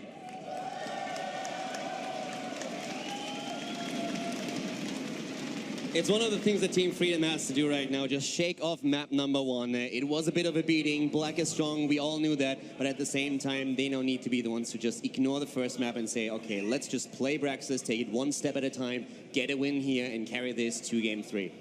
I think I agree with Grubby pretty heavily here that it will come down to the rotations. Where is Genji? Where is Dehaka? Where are they moving here? Cure, I'll be watching a lot. He's been doing pretty solid on the Dehaka throughout this tournament. In terms of rotations and moving in for those combos, he can be great, but the follow-up is important. Nasmus on that Chromie has to make sure to blow up the targets. I really like the mobility that we have for Team Freedom when you look at that draft. Genji excels on this map, and so does, of course, any kind of global pressure that you can put onto your opponent. And with, especially Dehaka, but also ETC to an extent, we could see that really coming to play here. The big game changer is Zeratul. Yes. And especially with Muradin, we see Tist and Rich already starting to roam and look for targets. If that Stormbolt hits and later on the stun on 7 for Muradin, then Zeratul can unload all the damage and just snipe these targets in the backline. I remember back in the day when we saw Zeratul for the first time on Braxis Holdout, it was actually Wubby playing this character, jumping around between the map. He had only 12k damage, but in terms of actually controlling the beacons, Zeratul can be wonderful floating around using that stealth mechanic. So yes, we're going to have to watch and see how Rich will handle his movement throughout the map. Already here harassing Zugrug. Yeah, and they're going straight for ETC once again. A great route. Spy, Malfurion, and Kyoja laying down the lawn here as they're trying to get the first kill. First blood hits as MVP Black takes down ETC. Chromie combo comes out, but will miss as MVP Black will disperse around from the area. And the first kill of the game, again, going to MVP Black. A direct repeat from what we saw in game number 1. And once again, they're trying to go for another kill. Nasma's already a little bit low, but he gets away for it now. And here comes once more Goldan, but not able to deliver the final sparks of damage here. This will be the issue that Team Freedom will have to solve in the bottom lane. How do they deal with Goldan, who clears up the lane consistently, especially with a battery behind him and that Malfurion? It's definitely going to be rough for Freedom to face that, but they have the tools, and if they play them right, they can definitely put some pressure onto MVP Black. The last few days, all the teams have been scrimming their hearts out, practicing the entire time. And if they didn't scrim against other teams, we could see them in Hero League just practicing mechanics. And just the coordination and the effort that everybody put in just culminates now on those games that we have here today. And everybody was hyped. Everybody was nervous. And you could tell that every team knows anything can happen here, especially with the best of 3. But so far, it's MVP Black running the show. Just shutting down Team Freedom. Zugrug in a position where he actually wasn't in too crazy of a movement. But coming in with the engage was Tist, landing that Stormbolt, allowing for the blow-up to happen. And ETC is now down. Now, looking in the top lane, Reset is starting to get the upper hand on Cure. We're going to have Dansky coming in to try and grab that beacon for some time, but MVP Black already ahead here, 26-0%. Tis just waiting for him and immediately hitting that Stormbolt, putting the pressure on Genji. And talking Stormbolts, we have a very Korean build here for Muradin, once again speccing into Perfect Storm on level 1, just to supply that little bit more extra damage that you get if you're trying to blow up a target. And that's something they've been constantly trying to do throughout the game. And as you said before, they are ahead right now in the beacon progress. It's Team Freedom that needs to try and do to somehow control these points. I mean, that Stormbolt build is wonderful, especially against the likes of Chromie or even Genji. You land it there and get that damage on them. They have low health pools, so going for a little bit of extra damage can pay off. Now, Team Freedom has been doing their best in terms of rotations. They're making an aggressive one here on the bottom side, and they're looking for Kyoja. Kyoja knows he's in trouble. He's trying to back out. Can Kier hit this drag? He does, and Team Freedom gets their first kill of the series. Team Freedom, they get the kill, but it's again ETC who's in trouble, trying to move away here. Goldan wants the kill, but the heal pulls us in as Collusion saves his tank. Collusion helping out, but look in the top lane. That trade comes at a cost. We have Malthael constantly pushing in here. Another combo coming out. Not going to quite connect, but in the top lane, Malthael pushing as aggressively as he can. Luckily for Team Freedom, Kira is able to get up here just in time to grab that experience, so a good trade for them. And you know, even Zeratul in a bit of trouble at the bot lane as all of a sudden Chromie comes in with the bronze talons and just delivers all that damage. But the fight is not stopping again. Chromie on a bit of pressure, but great moves by Nazmas as they are trying to put the pressure on to Rich in particular, but they're going for Tist first here. Murden in trouble. Dainsky on the other hand with a quick deflect. He dies, he goes down, and Rich survives. Rich getting the trade there, going straight to the top lane as well, wants to help out with Malthael, trying to make sure that they grab all the beacon progress, and it looks like they may just be able to do so if they can grab the bottom side. You're gonna have Tist moving on in, while at the same time, Rich comes from behind. They're looking at Zugra. They go in, they get him down low. Can he survive? Yes, he does, but the beacon goes over to MVP Black. Gul'dan goes down, Freedom with another kill. Here comes the move against HGC, but the cleanse is there. Now Rich has a problem. He's trying to move away. Chromie doesn't deliver the damage, but it's a 5-on-5, and Gyota is in trouble. Gyota goes down. 5 versus 3 in the bot lane, and Malthael dies as well. Team Freedom with kill after kill against MVP Black. And those kills were important. Now Team Freedom can set up and try to defend this big Zerg wave that was pushing on the bottom side. Rich versus Dansky, though, here in the middle lane. Dansky kiting backwards, trying his best to stay alive, but Tish jumps in to ruin the party. Dansky, he goes in, he's trying just to get out. No! Rich jumps forward and gets the kill. Dainsky doing his best here and nearly taking down Rich, but then Murden comes in and puts him down. At this point, Team Freedom still defending against the Zerg wave here. They're doing well thus far. They hit level 8 even a little bit faster than their opponents. Much better than game number 1 already here for Team Freedom. Finding a little bit of composure, getting some confidence, even a little bit ahead in experience, matching against MVP Black. At this point in game number 1, we were a full level behind here for Team Freedom. They gotta be feeling great about this one. What I absolutely love about what Freedom is doing here, they're not intimidated. Just think about it. Last map, not a single kill, a 5-level difference at the end of the game, and they come out swinging on map number 1. They're saying, we're here to fight, and we are going in, and we are going to show everything we have, not intimidated whatsoever. And the game plan here is to blow up a target. Grubby brought it up in the analysis. No cleanse available for MVP Black, so Team Freedom grabbing Temporal Loop. And talking about no cleanse, you know, Malfurion as a solo healer is a bit of a risk. Most teams would not run this. Most of the time when we see Malfurion, it's in a double support composition. He offers a lot of utility, but especially with the setup that MVP Black is running here, Malfurion can be a liability if that on-point damage hits, and that's where Temporal Loop comes into play. I love how MVP Black is playing this, though. They realize Temporal Loop is up and available, and they immediately on the battleground get safe, and they only put pressure where they know Chromie is not. Chromie showed herself in the bottom lane, so they put 3 in the top. But they're also keeping Murden in a spot where he can interrupt Chromie when she goes for that combo. Great response here from MVP Black. I talked to Team Freedom before the series started behind the curtains, and they said we're going to make an A proud today. We're not sure if we can beat MVP Black, but we are going to give everything we have to take them on. And currently they're doing exactly that on the second map here. It's only half the level, and they will hit level 10 where we are going to see the mid-game start with the heroic abilities. Dansky flitting around the middle side. Rich and Tiss will find him, so he'll have to jump away. That level 10 getting closer and closer for both of our teams. Team Freedom with an ounce of a lead here. As the walls start to fall for MVP Black, making it much easier for them to tie it up. And this is great. 10 hitting for both our teams when the beacon progress is about to pop up. Talking about Perfect Storm just for a moment, we have 13 stacks currently on the talent, meaning that we have 65 extra damage per hit on the side of Murden. Tist hasn't completed his quest talent, obviously, but he's very close to doing that as well. Only missing 4 more Storm Bolts, 9 actually, my bad, to complete the quest talent. And then, of course, hitting another power spike with Murden. Going to be very helpful. Also looking at Team Freedom, Isolation has been chosen for Cure. A wonderful ability against Malthael if he goes in for the engage, get the Isolation before he puts his Tormented Souls, or even Malfurion, making sure to land it before Twilight Dream does connect. ETC in the middle, once again getting caught here, being able to get that resistance up. Great follow-ups on the other hand by MVP Black here. Here comes the Temporal Loop. They're trying to get the kill, but they don't miss the time perfectly. There's the Mosh Pit that doesn't hit, it gets interrupted as well. Dainsky in trouble. The Ancestral comes through, but Cure is completely split from the rest of the team, and he is not going to survive this one. Tist is going to hold a final Stormbolt just in case, and there's a final damage. Cure is going to fall, and that's a double kill for MVP Black. Uncharacteristic there for Team Freedom. Usually when it comes to execution, it's one of the things that they do well when you're looking at their check marks. But they did not get the actual timing down. They were trying to set up the Dansky diving forward with Genji to get the damage, and of course, the mosh pit. Yeah, Dansky missed here. The mosh pit was not as good as we would like here in that situation for them. They actually talked a lot about how they feel teamfight is really where they excel. It's that tool that they want to bring to this game to show MVP Black that they can trade in these fights. And so far, that hasn't quite happened. Black immediately capitalized on the mistakes and got the double kill. But Freedom is still very much in the run here. We have MVP Black with a massive lead when it comes to beacon progress. But looking at experience, they're still very close. And more importantly, we're on the same talent level.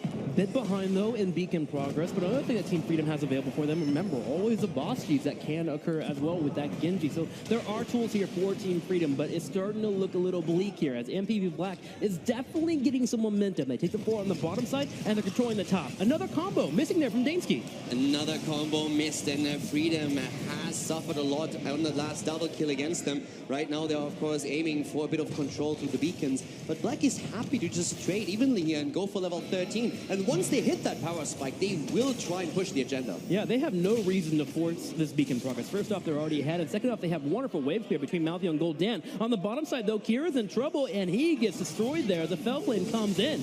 Kyo actually did really well here trying to escape, but he's not able to do it. Rich, on the other hand, might get out here, but that was a great shot on the side of Chromie. Not enough damage, though, to take Zeratul down, but it got very close. That's right. Rich there playing with sand as Navis comes in with a combo, getting a shot there. At the same time, though, Reset coming on the back right. They're looking for a fight. Tormented Souls will be popped. Dansky can jump away. Zugray trying to come on in, but Collusion, not so lucky. He's going to get picked off on the bottom side. He throws the Ancestral out just before he goes down. Stagger Death's now coming in. Nazmas is falling. They go for ETC. He's trying to move away. They're dragging him away from the tank. You are saving Zogrog for now, delivering some extra damage against Zeratul, but MVP Black, they have the 2-level lead, they have the talent advantage, and they have the Zerg Wave. And they're pushing in a lane that the Zerg Wave is not even in. The Zerg Wave is in the top lane. They're taking this Hellbat and Wave push, and they're pushing the bottom keep wall and opening it up here against Team Freedom. Now, with Team Freedom spawning, they're going to go ahead and rotate toward the top side, but MVP Black, with a full talent lead and the map opening up, are looking great. And we talked about how especially Malfurion can be vulnerable. Now he has Ice Block, so that's another great tool that he can use once he's in trouble. Gives his team a bit of time to really help out and come to his assistance. Freedom still trying to defend here up at the top, but Black is now pushing in with that talent advantage we've been talking about earlier. And in an ideal world for the Korean team, they would get the keep here. Now, with Malfurion off the table as a temporal loop combo because of that Ice Block, there are still 3 juicy targets that Team Freedom can go for. Malthio, Zeratul, and Goldan, but they have to execute on the combo that they have failed to do twice in a row. For now, they have to clear the top lane, and this is where their composition hurts. Zeratul going up against the Hawk at the bot lane. As we see the defense up here at the top, ETC in trouble. The cleanse comes in. Reset wants the kill, doesn't get it. Now but here comes Tist. Oh, they're going to miss out there with Chromie getting hit there with the Horrify. She could not follow up the combo. MVP Black identifying the weakness of Team Freedom. They continue to push on in, and Navis will be able to get away, but already 2 targets are down here for Team Freedom. Will they push in and start going for core? ETC dove in deep. He wanted the triple mosh pit, but he didn't get it. He got blown up within an instant. MVP Black, they have taken the keep down and pushed even further, thinking for a second about taking the core. And Rich, in the meantime, takes down Q at the bottom of the map, barely surviving. But the end result is he still lives, and he got the kill. That's right, Rich living here. 3 levels over Team Freedom, and again, it's starting to look like a replay of the last game here for Team Freedom. They have to find a way to get back in this match. Maybe a boss rush is one of the ways to do it. Force a fight against MVP Black, as things are not looking very good for them. At this point, you really have to think, okay, what do we do? Do we have the time to actually sit there and wait for 16? Do we go for boss and throw a Hail Mary and just YOLO it? They're trying to isolate Zeratul, first of all, and they might get it. They go in once more. Rich is trying to juke them as much as he can. He might get away here, but no, Illusion confirms the kill, and now Tis might be in trouble too. Team Freedom makes a moment happen for them here. They're going for Tis. The combo comes out. Dragon Blade being used like Mathlife. Will go ahead. He's coming to Souls. He's hitting everyone. They're getting low. Team Freedom has 3 kills. Can they get a 4th? Socket. He will fall. Kyoto, the only one to leave, but they don't care about him. Let's go to boss. All of a sudden, Team Freedom is back. They get the kill against Rich as he's isolated on the map, and MVP Black makes the mistake. They go in and they lose another 3 members. Now boss is being taken. Yes, Team Freedom is trying to come back into this. And here we go, a replay. The combo comes in, the Dragon Blade hitting 2 members. It looks scary for Team Freedom, but the Ancestor Healing connected, and Zogwag was able to power slide forward. Daysgate gets the kill, and that's when they moved forward to grab the boss. And now the comeback is available for Team Freedom. They are 1.5 levels behind, but they're only 1 level away from level 16. They have a fighting chance. It's 12 kills against 8 in this game. It's all about the rotations here once again. And Freedom, we talked about it earlier. They are relying heavily on these rotations, on Dehaka, on Genji, on ETC, just the mobility on the map, and it's something they're going to use here. And especially with ETC now also completing Brock Rock, it's another power spike for them and gives them a little bit more sustainability during the team fights. Black is being very careful here. They want to wait for all 5 members to pop up. Finally, with Tish showing up, they're going to be able to kill off the boss. And talking about being careful, it's actually Team Freedom who immediately moves back. They leave the boss going for the fort. They're not even forcing the issue because they say, guys, let's not fight. Wait for 16. Play this safe. Don't go in too early and then fall. We have a chance here to come back. Let's use it. Good control there from Team Freedom, doing one risk and then realizing when they have to pull themselves back in the game and stay grounded. Now, the beacon phase starts for both of our teams, and we're going to have Team Freedom controlling the top side here. It's 1-for-1 on the beacons. MVP Black is sharking around as they want to fight. And the top keep has, of course, fallen, so Freedom needs to be careful, but they have the globals, they have the mobility. They can send heroes top, but they have to always be careful of Zeratul. The fight starting down at the bot lane. Once again, Zeratul taking over the beacon up at the top, and Black, therefore, also very hesitant to take the fight since they need Zeratul to join with them. Yeah, Team Freedom, they had an instance where they could have forced a fight, and you saw Nesmus looking for a squishy, but the moment as Zeratul continued to disappear, they went ahead and pulled away. Tis does take some damage here. Reset gets on the back line. They turn around with the isolation, but ETC has fallen. ETC is down, and here comes the Void play. Once again, they're going in. The silence hit the isolation, but it's Freedom who's low. Freedom about to lose Chromie here, and that's not the only hero that goes down. Genji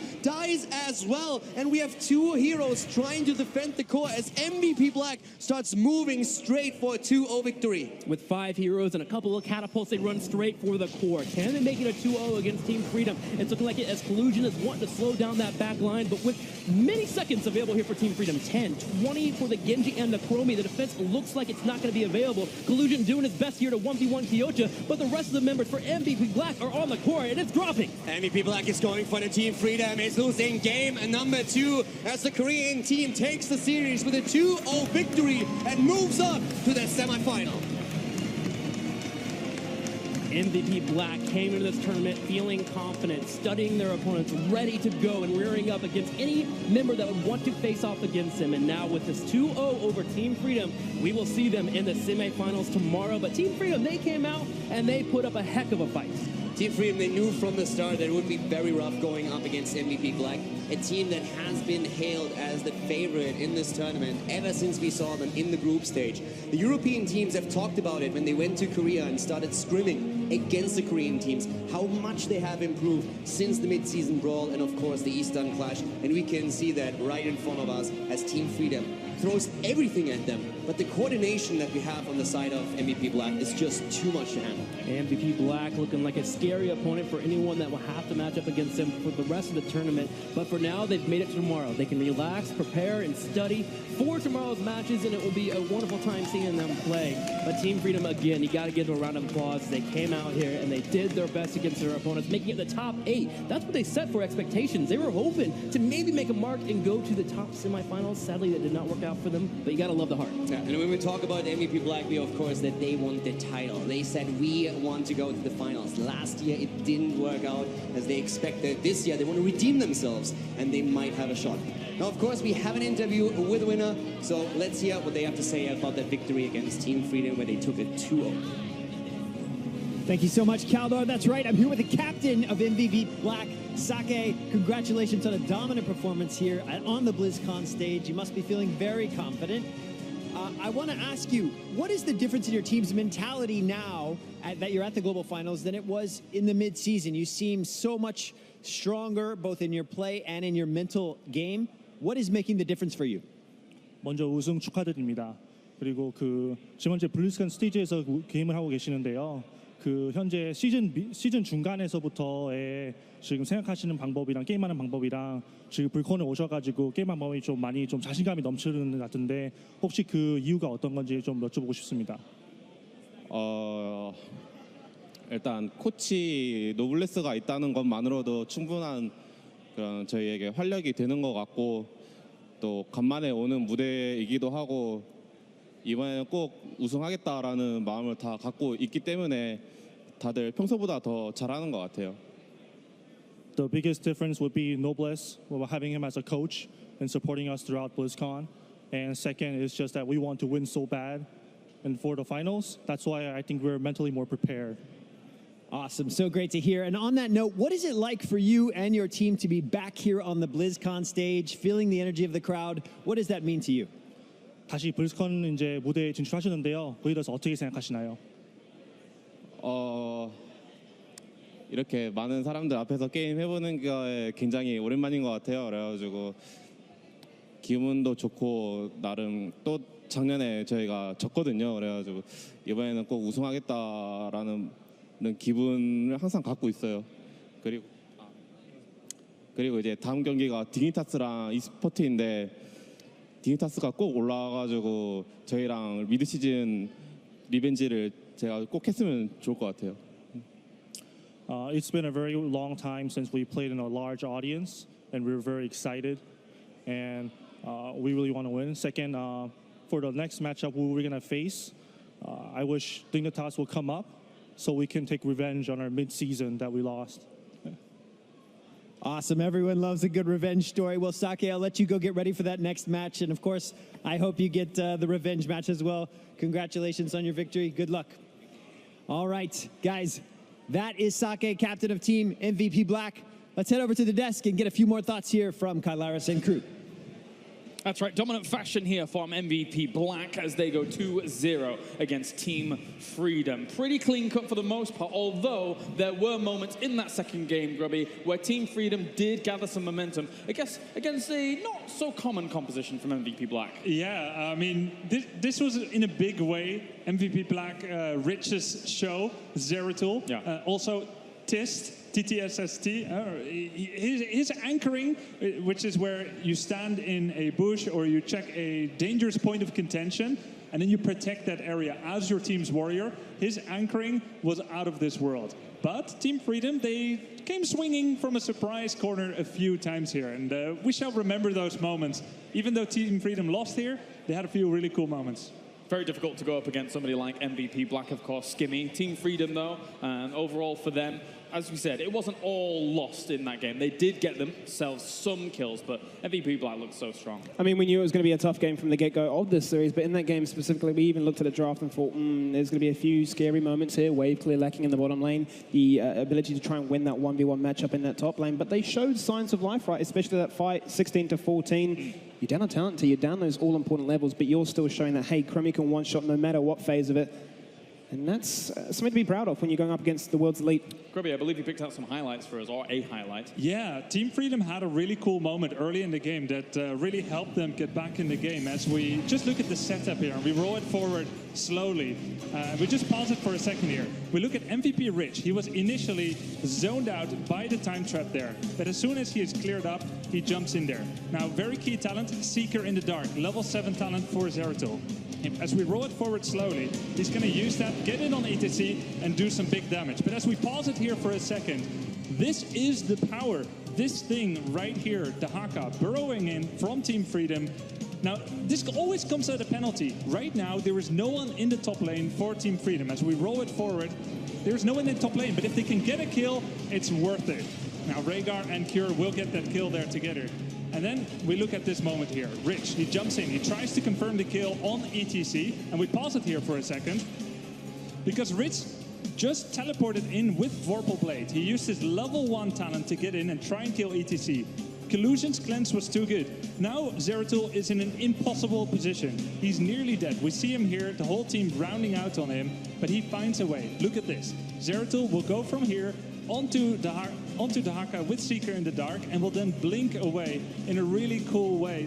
Watch this escape, because this is what Team Freedom was up against. We start playing it. Rich on Zeratul. Crazy. Boom, boom. teleported away so fast. Now this ends up resulting in a really cool fight for Team Freedom, where they get additional kills as we roll it at full speed here. We see a number of more kills. Very nice Dragon's Eye there by Chromie, and now they can lead to that defense. But this kind of Zeratul play, I mean, it's just insane. Yeah, it highlighted that they could have got a whole lot more from that if it wasn't for some of the skills that Rich showed there, Jayhow. Yeah, Rich obviously does what Rich does, and it's kill people pretty phenomenally and sometimes in spectacular fashion. And the whole thing about this strategy, Braxis, that's why I said I was very curious how Freedom would be able to handle that, because you're basically committing to skirmishing and team fighting for the majority of the game against the single best team fighting in the game without a shadow of a doubt. And in the end, MVP Black, they took the last team fight. They were already ahead. We saw some moments where Freedom looked good, and then they ended up dropping that last team fight, which is what MVP Black does best. We said it at the end of the group stage. Can anyone extract from MVP Black anything from this moving forwards? I'm going to ask you guys again. Do you think anyone really extracts anything of worth from MVP Black here? I mean, they showed the standard picks here that worked really well for them. Standard and stable. I feel like MVP Black has shown nothing that they hadn't already shown in the group stage. But furthermore, I feel like MVP Black soundly defeated Team Freedom in the drafting. As Team Freedom, they've been banning out supports the entire tournament. 10 out of 20 support bans. And I just feel like the strength of MVP Black is residing in Tist and in Reset and in Rich, the Warriors and the Assassin players here. Support is, for them, the support role. Big plays are coming from their front line. So to remove Ariel Brightwing, I don't think Team Freedom reached the correct formula in dealing with a team like Black yet. Gimme. I mean, if anything, that game showed us that double support can obviously not be played from time to time. Single support on both sides. There was no cleanse. You only have the Malfurion to rely on. We're discussing, oh man, is this a little bit too greedy? Is this a bit of fan service to them saying, look, we can just style on opponents like NA? I mean, they show us that they've done their preparation, they've done their research, they know what to go against, and drafting has always been their biggest sort of sound strength. So hard to try and tackle them in the draft, hard to try and tackle them on the battlefield. What angle you do actually approach them at? I just want to say this. We can talk about MVP Black, and we'll have plenty of opportunities going forward. Absolutely. But Team Freedom, I want to put this into perspective because Collusion moved over from tank to support. When we had a chance to talk to him, he said, I was pretty garbage at the beginning of the year, and his play has stepped up. We saw Nasmus, who's basically been a standout player for me. And this team from Team Freedom, Cure coming over, known as a ranged assassin, now moved over to that melee role. We have players that are learning new roles, coming into the professional scene, coming into their first BlizzCon. I want to say this team, I said it before the second Western Clash when they started to qualify, so this team has a lot of potential still. I think we'll see a bright future for this team. I think they did really well. They just ran into, well, MVP Black. MVP Black. Very well said. Of course, that is Team Freedom, who unfortunately for them, their road through 2017 HGC comes to an end. However, MVP Black, a former champion, plods on. We'll be back in just a few moments' time with Europe going up against Europe.